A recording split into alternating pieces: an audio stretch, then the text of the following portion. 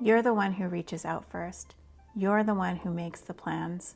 You keep the connection going. And sometimes you catch yourself thinking, if I stopped trying, would any of this happen at all? That's the moment that most women don't want to look at, because if the answer is no, you've been carrying this relationship all by yourself. And here's the tricky part. It doesn't even feel like you're unloved.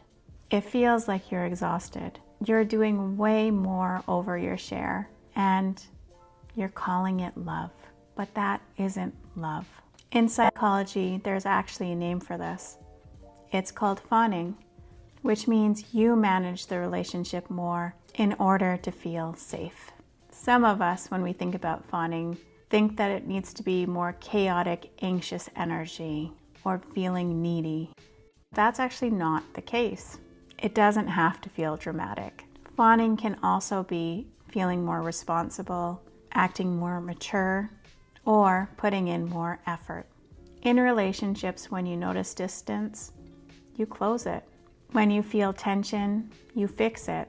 And you even anticipate needs before they're even spoken. To you, it feels like devotion.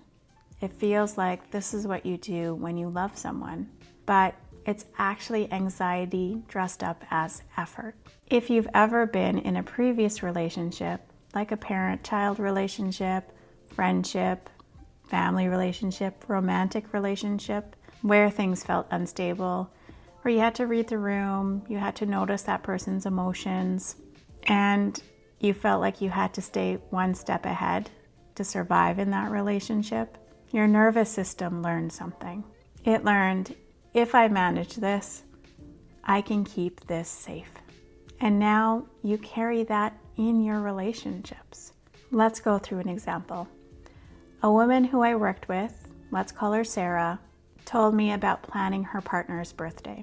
She booked everything, thought it through, opened up her calendar, picked the dates, and tried to make it very meaningful. She told me she felt proud for all of the effort that she's put into this, and that this is what effort should look like.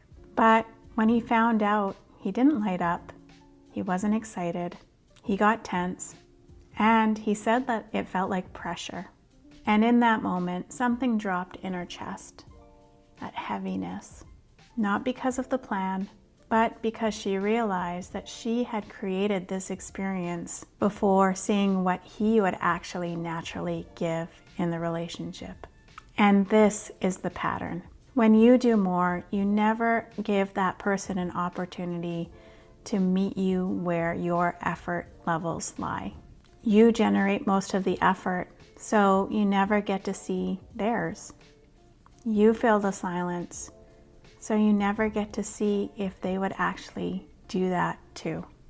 And you carry the connection, so you never give them an opportunity to show you that they also value the connection too. And through these behaviors, you slowly start to feel like you're alone in the relationship. And sometimes we're just trying to avoid something that maybe we know internally. Sometimes doing more protects you from what actually is there or not. Because if you stop and nothing changes, you can't explain it away anymore. You can't tell yourself that they're just busy, or that you're overthinking, or that it's equal effort being put into this relationship. And that's terrifying.